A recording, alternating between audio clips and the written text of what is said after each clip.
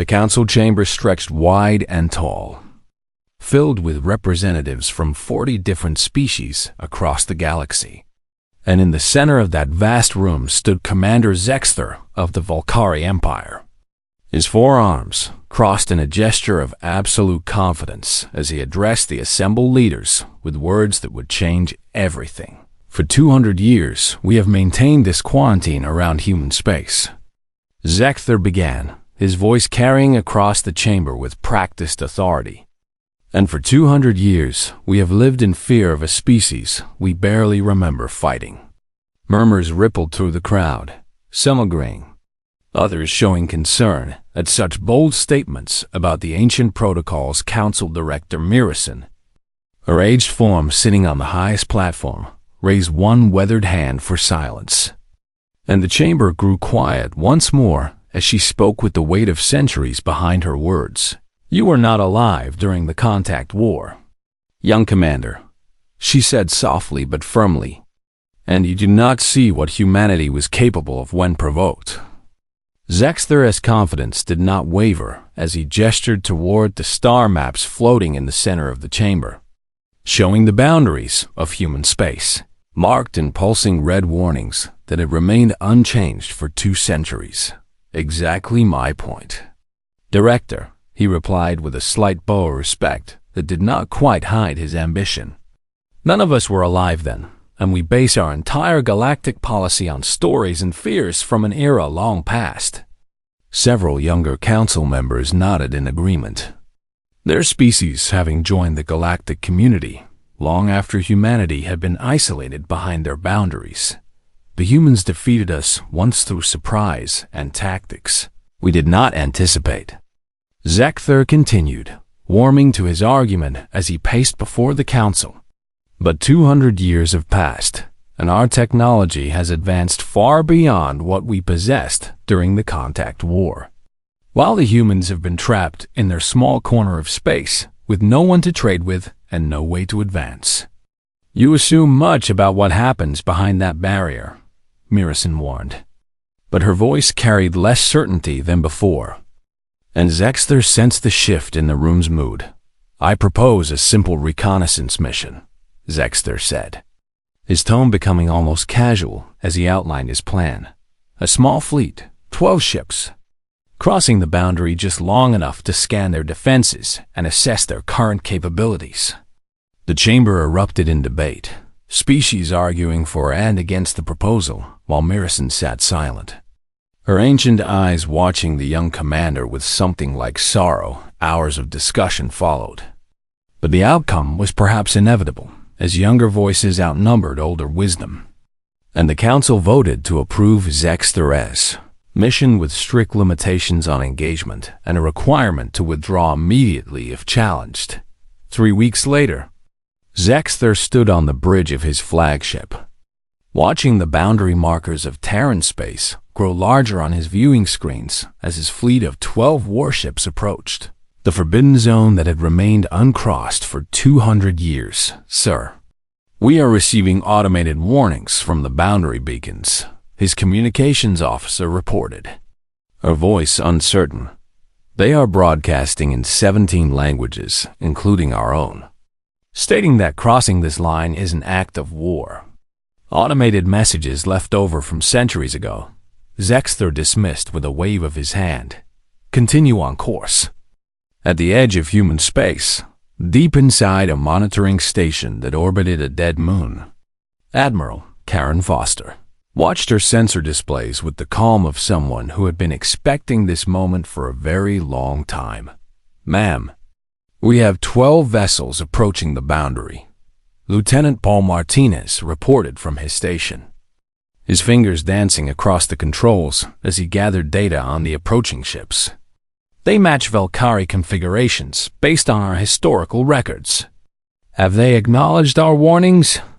Foster asked, though her tone suggested she already knew the answer. "Negative, Admiral," Martinez replied. "They are maintaining course and speed directly toward the boundary markers."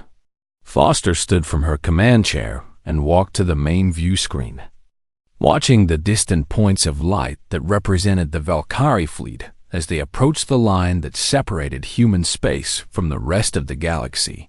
"Broadcast, final warning," she ordered, her voice carrying no anger, only a kind of tired certainty. "Full spectrum, all languages, maximum priority." The message went out across every channel, in every form of communication known to galactic civilization, stating clearly and without room for misunderstanding that crossing into Terran space without authorization would be met with immediate military response. Exeter heard the warning and smiled, believing it to be exactly the kind of bluster a weakened power would use to maintain an illusion of strength.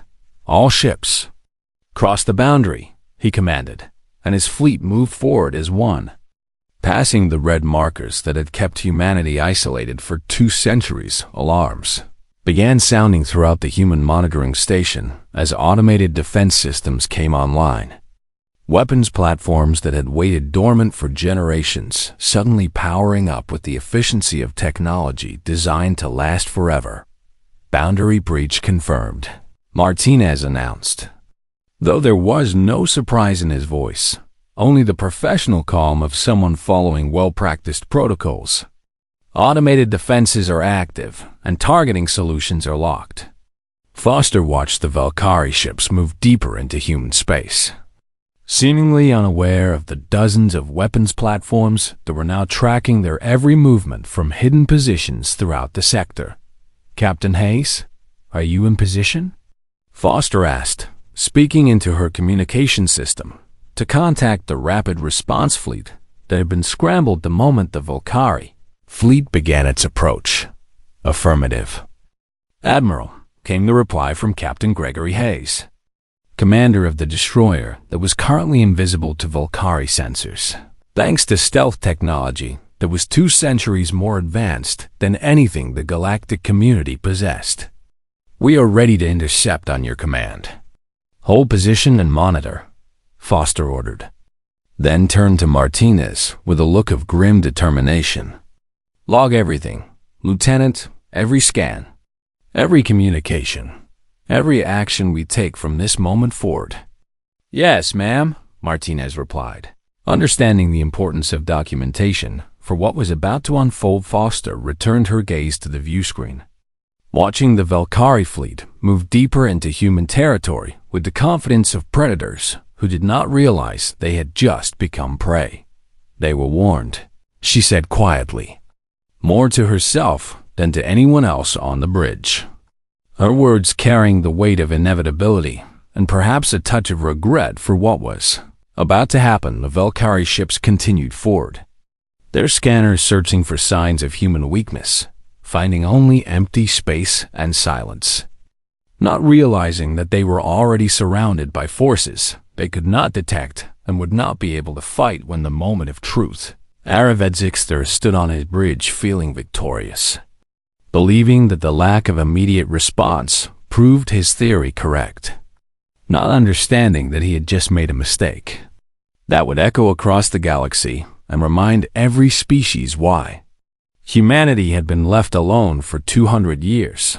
The warning beacons behind his fleet continued their automated broadcasts into the empty space, repeating the same message they had broadcast for centuries, a message that Zexter had ignored and would very soon come to regret with every fiber of his being.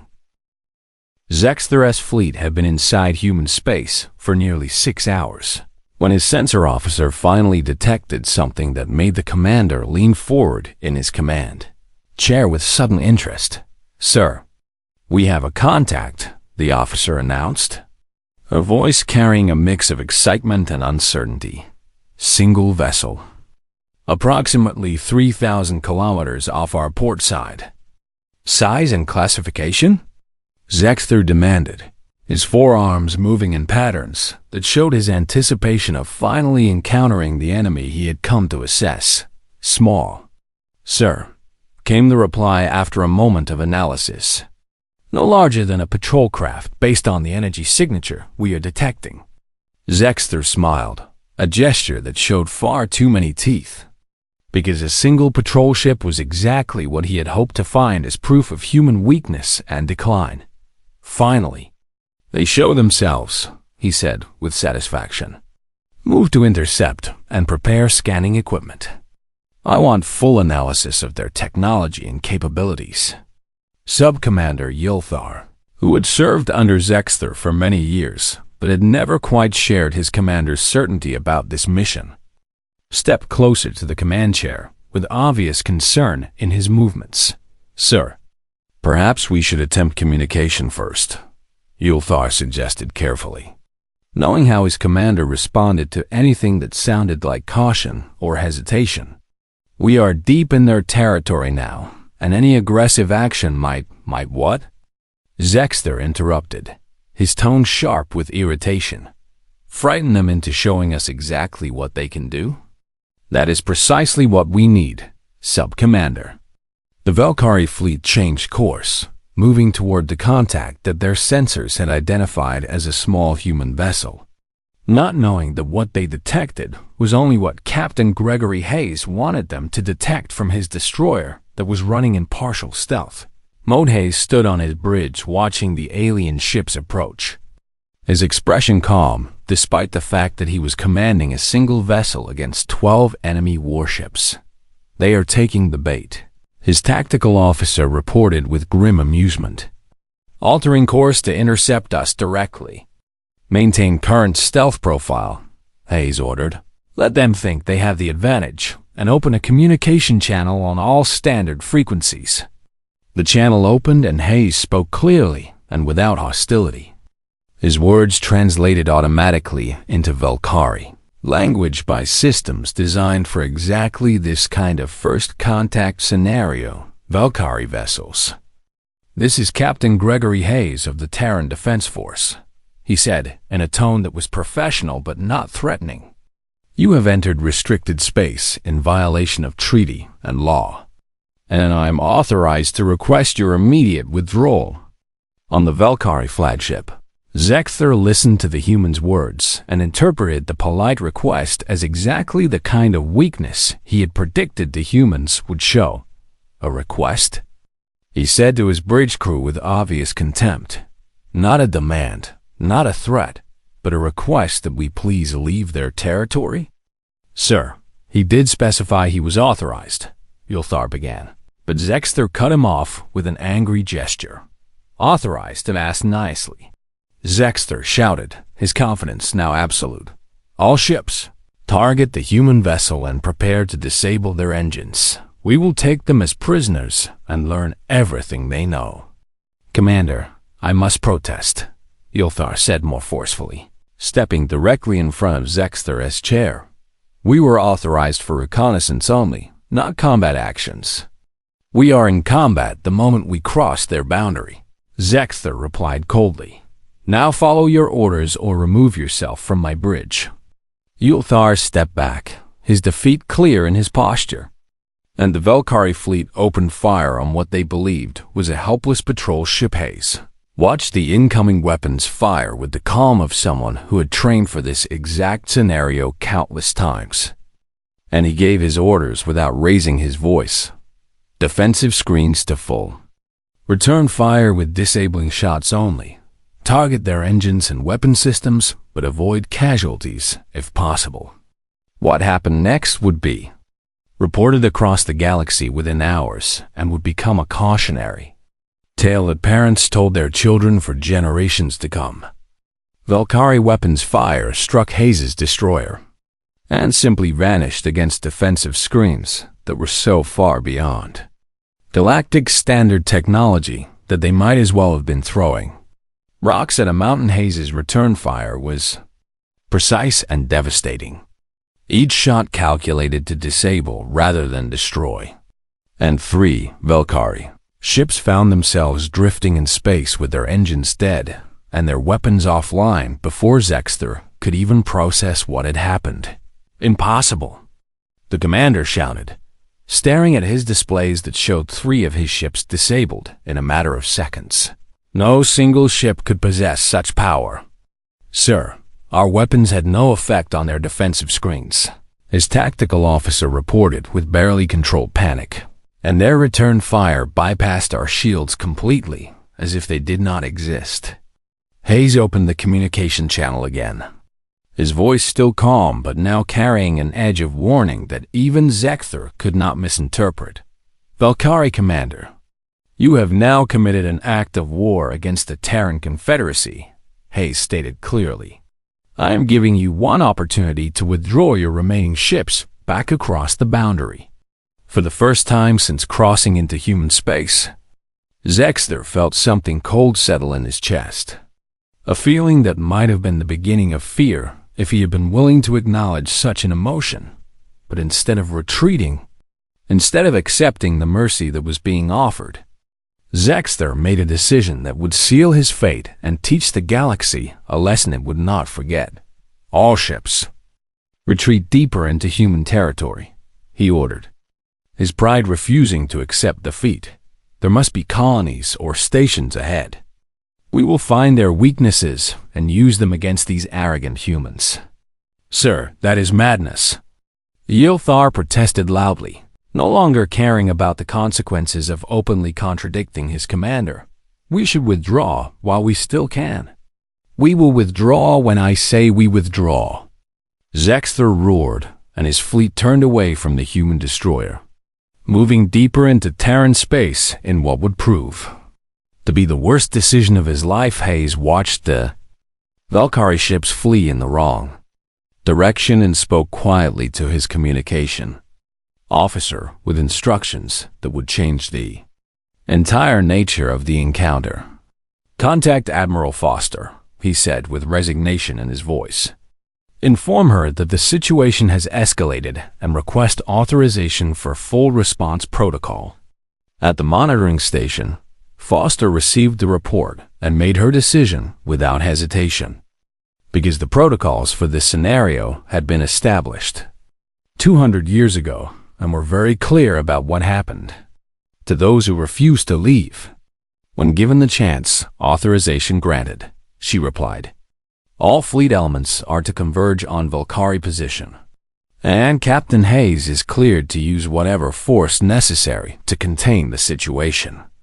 Throughout human space, ships that had been on standby for potential border violations began moving toward Zecthor's position, emerging from hiding places and stealth positions that the Valkyrie had passed without ever detecting. Martinez watched his sensor displays light up with dozens of new contacts, each one representing a human warship that was now moving to intercept the fleeing Valkyrie fleet. "Ma'am, all fleet elements are responding," he reported. "Estimated time to full encirclement is 17 minutes. Foster nodded and settled back into her command chair, watching the tactical display that showed the Valkyrie ships fleeing deeper into a trap they did not even know existed.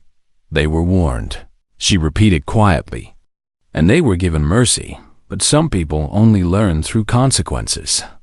Zecthor drove his fleet forward, still believing he could find some advantage, some weakness in human defenses that would validate his decision and prove his theories correct. He did not know that in less than 20 minutes, he would be surrounded by a human fleet that would shatter every assumption he had ever made about the species that lived behind the red boundary markers. The moment Zecthor's sensors began detecting the true scale of the human response was the moment everything he believed about this mission collapsed like a structure built on sand. "Sir," multiple contacts appearing on all sides, his sensor officer reported with growing alarm in her voice.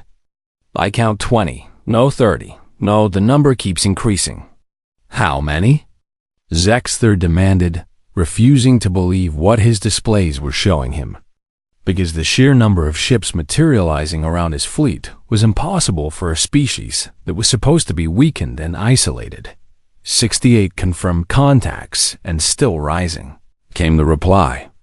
And the bridge fell silent as the magnitude of their situation became clear to everyone except perhaps their commander, who stood frozen in shock. Sub-Commander Yilthar moved to the sensor station and verified the readings himself, his expression growing more grim with each passing second as he realized they were completely surrounded.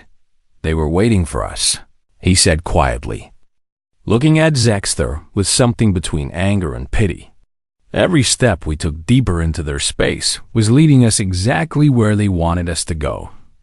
A new voice cut through the tension on the Valkyrie bridge, coming through their communication systems with clear authority and an offer that Zexter should have accepted but would not. Valkyrie Commander, this is Captain Lisa Warren of the Terran Defense Force, the human woman said in perfect Valkyrie, her pronunciation so accurate that it was clear humanity had studied their language thoroughly. You are completely surrounded and outmatched. I am authorized to offer you one final opportunity to surrender.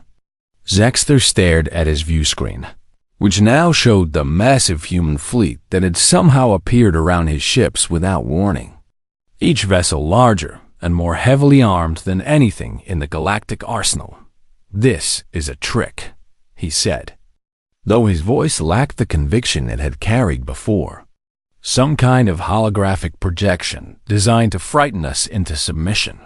Sir, these are real ships, his tactical officer reported with barely controlled fear. I am reading power signatures consistent with active weapon systems on all contacts. Warren's voice came through again, patient but firm, like someone explaining something obvious to a child who refused to understand. Commander, you crossed into Terran space despite multiple warnings, she said clearly. You ignored peaceful requests to withdraw, and you opened fire on our vessels when offered mercy. And now you must face the consequences of your choices. Consequences? Zexter shouted at his communication system, his pride finally breaking into open anger. You speak of consequences while hiding behind superior numbers? We speak of consequences because you were warned, Warren replied, her tone cooling noticeably. The boundary markers broadcast their message in 17 languages, including yours, explaining exactly what would happen if anyone crossed into our space without authorization. Zexter looked around his bridge at officers who were now openly showing their fear and their anger at being led into this situation by his ambition and arrogance. We will not surrender to humans, he declared, making a decision that would cost lives and accomplish nothing. All ships, prepare to engage the enemy.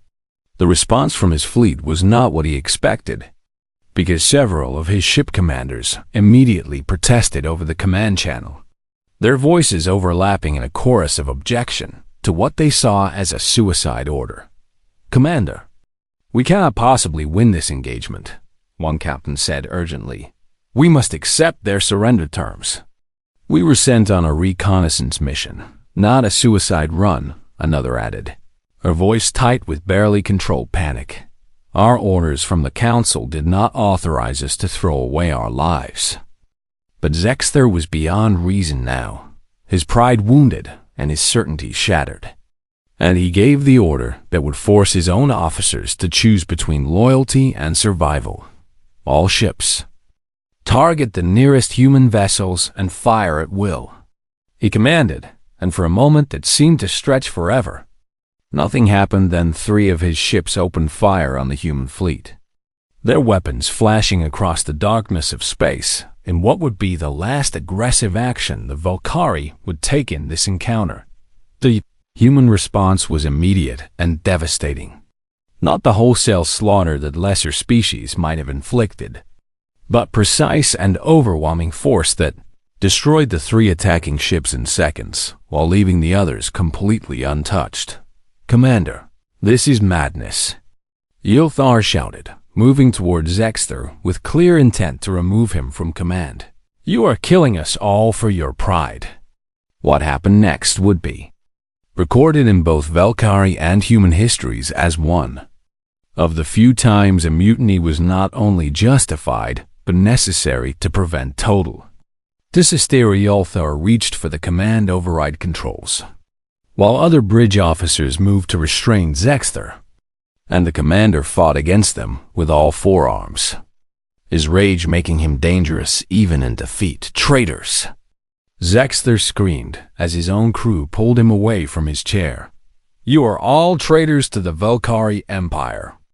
"We are trying to save what is left of our fleet," Yulthar replied coldly, taking the command chair and immediately opening a channel to the human forces.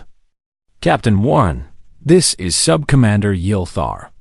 I have assumed command of the Valkyrie fleet, and we surrender unconditionally." But even as Yulthar spoke those words, Zexter broke free from the officers restraining him and ran from the bridge, his path taking him toward the hangar bay, where smaller vessels were kept for emergencies. "Stop him," Yulthar ordered, but by the time security personnel reached the hangar, Zexter had already launched in an escape pod that was designed for emergencies, but would now serve as his means of fleeing the consequences of his actions. Worm watched on her displays as the small vessel separated from the Valkyrie flagship and began accelerating away from the fleet, heading deeper into human territory rather than back toward the boundary. "Ma'am, one vessel has separated from the main fleet," her tactical officer reported. "Shall we pursue and intercept?"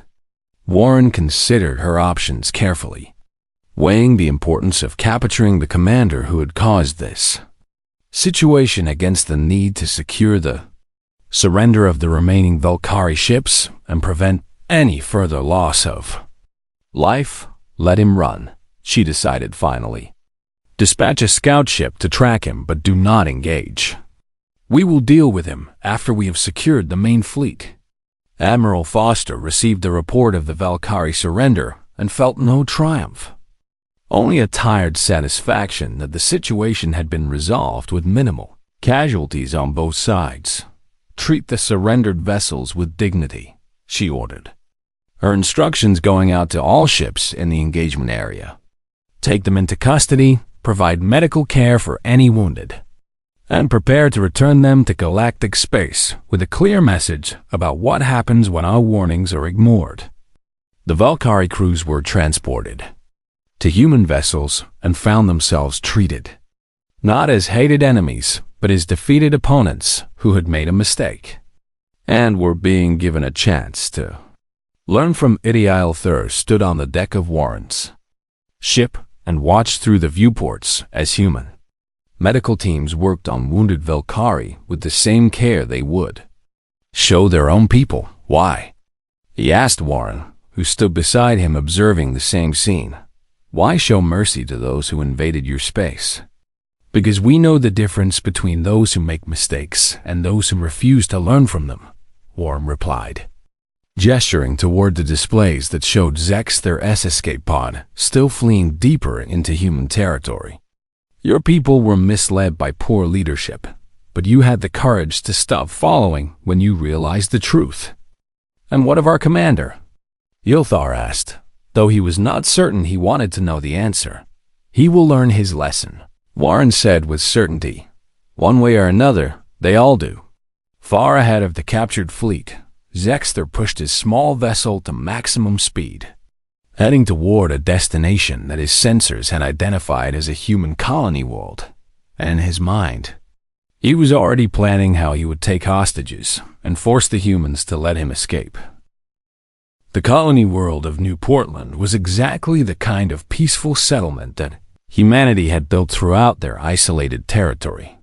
A place where families could raise children without fear and farmers could work the land without worrying about wars or conflict. Governor Jacob Turner received the warning about the approaching Valkyrie vessel with the calm efficiency of someone who had trained for emergencies but never expected to face one. "How much time do we have?" he asked the defense coordinator, already pulling up evacuation protocols on his terminal. "Approximately 40 minutes before the vessel enters orbit," came the reply. "And Commander Daniel Cooper's scout ship is tracking but maintaining distance per Admiral Foster's orders." "Begin evacuation of the likely landing zones," Turner ordered, his fingers moving across the controls to activate the colony's emergency systems.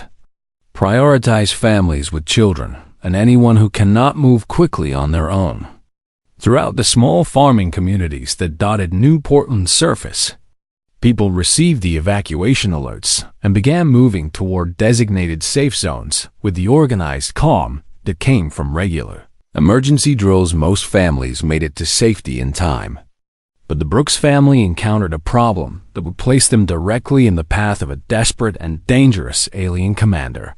"The transport won't start," Henry Brooks said to his wife Claire as he tried repeatedly to activate their vehicle, his voice tight with controlled panic. "Something is wrong with the power system." Claire looked at their daughter Sophie, who was 7 years old and watching her parents with wide eyes that showed she understood something was very wrong. "We will walk," Claire decided quickly. Taking Sophie's hand, "The safe zone is only 3 kilometers. We can make it if we hurry." But 3 kilometers was too far when measured against the speed of a descending spacecraft. And Zexter's escape pod landed less than 200 meters from the Brooks homestead before the family could reach safety. The commander emerged from his vessel with a weapon in each of his 4 hands, his eyes scanning the area until he spotted the fleeing family. And he moved to intercept them with the speed of someone who had nothing left to lose. "Stop," he commanded, his translator rendering his words into English. "Stop or I will fire."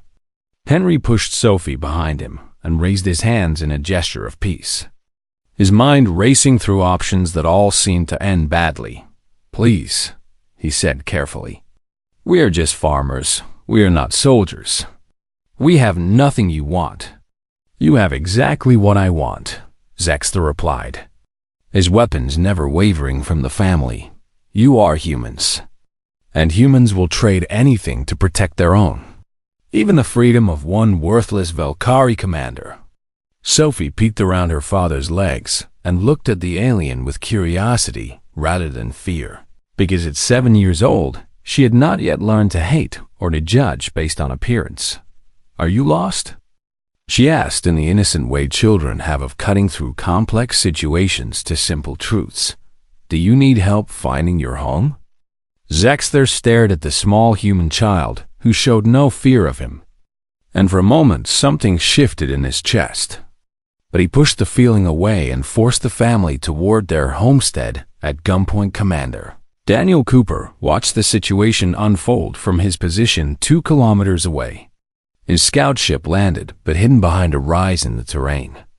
And he spoke quietly into his communication system to the forces that were now surrounding the area. "I am going in alone," he announced, ignoring the immediate protests from his crew and from Admiral Foster. "This has gone beyond military engagement, and I will not risk that child's life by forcing a confrontation." "Commander Cooper, you are not authorized," Foster began. But Cooper interrupted her with respect but also with firm conviction. "Mom, with all due respect, I am the ranking officer on site, and this is my call," he said clearly. "I am going in unarmed, and I will talk him down, because that is what we do. We find ways to solve problems without killing." Foster was silent for a long moment before she responded with words that carried both authority and trust. "You have tactical command," she said finally. "But Cooper, if this goes wrong, then it goes wrong on my conscience, not yours," Cooper finished, and he stepped out of his ship wearing no armor and carrying no weapons, just his uniform and his belief that even the most desperate person could be reached through honest communication inside the Brooks homestead. Zexter had forced the family into their living area and was pacing back and forth like a caged animal, his weapons still trained on them, but his attention divided between watching his hostages and monitoring his communication equipment for human response. "They will come for you," Henry said quietly, trying to keep his voice calm for Sophie's sake. "And when they do, this will not end well for any of us unless you let us go now." "They will come, and I will demand safe passage," Zexter replied. But his voice lacked the certainty it had carried before. "They will give me a ship, and I will leave this cursed territory and return to my people." "Will you tell them the truth?" Sophie asked, suddenly, her young voice cutting through the tension like a beam of light through darkness. "Will you tell them that the humans tried to be nice, but you did not listen?" Zexter looked at the child with something that might have been anger or might have been shame. And he opened his mouth to reply when a voice called from outside the homestead. "Valkyrie Commander. This is Commander Daniel Cooper of the Terran Defense Force," the voice said clearly. "I am outside and unarmed, and I would like to speak with you."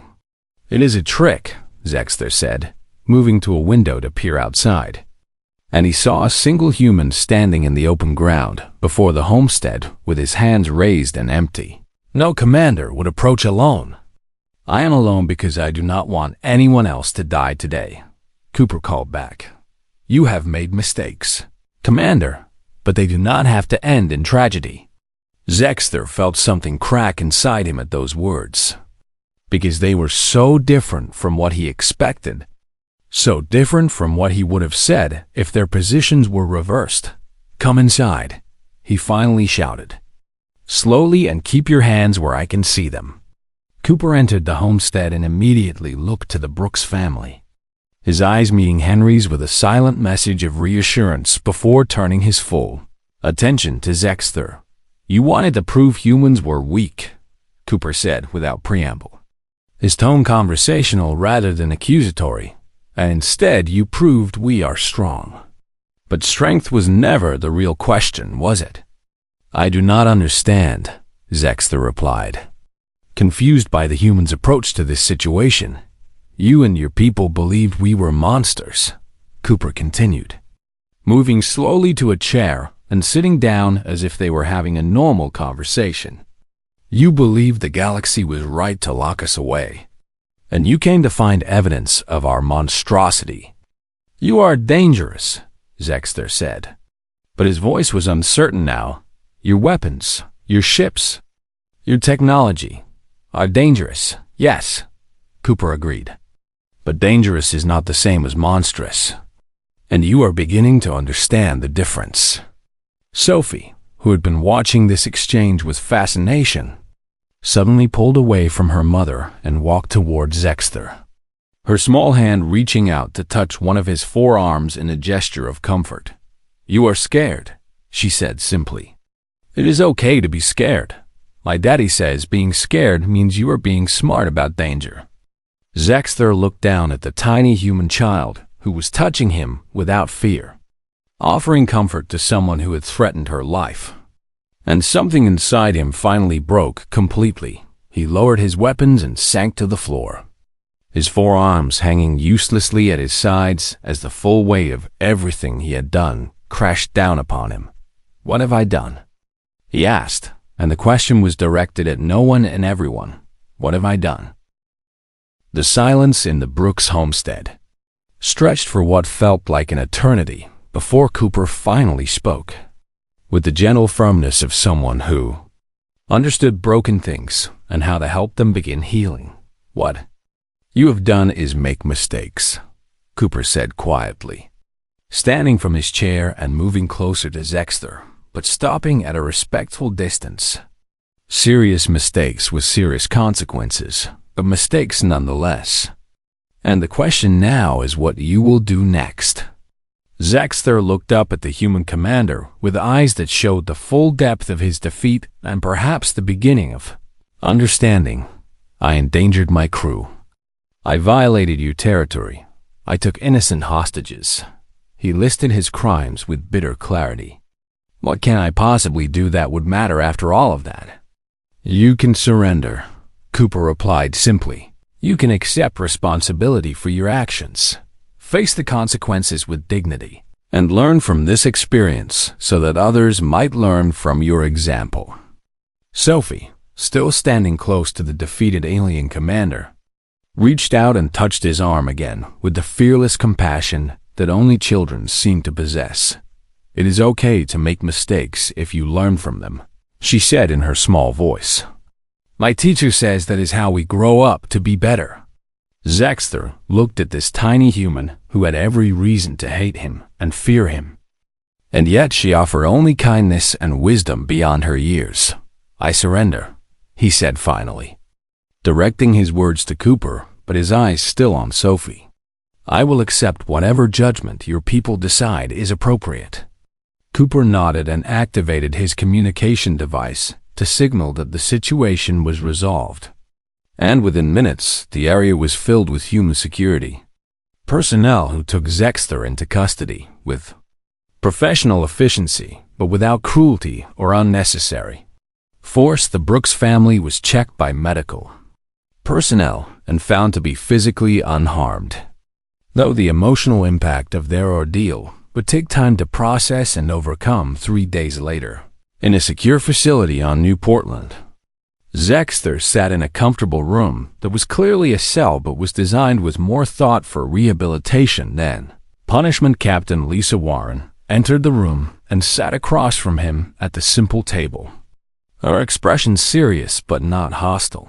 "The Valkyrie officers who surrendered have been returned to galactic space," she informed him. "They have testified before the Galactic Council about what they witnessed here, and their testimony has been quite illuminating for many species." "What did they say?" Zexter asked, though he was not certain he wanted to know the answer. "They told the truth," Warren replied. "That humanity showed remarkable restraint. That we used only the force necessary to end the conflict.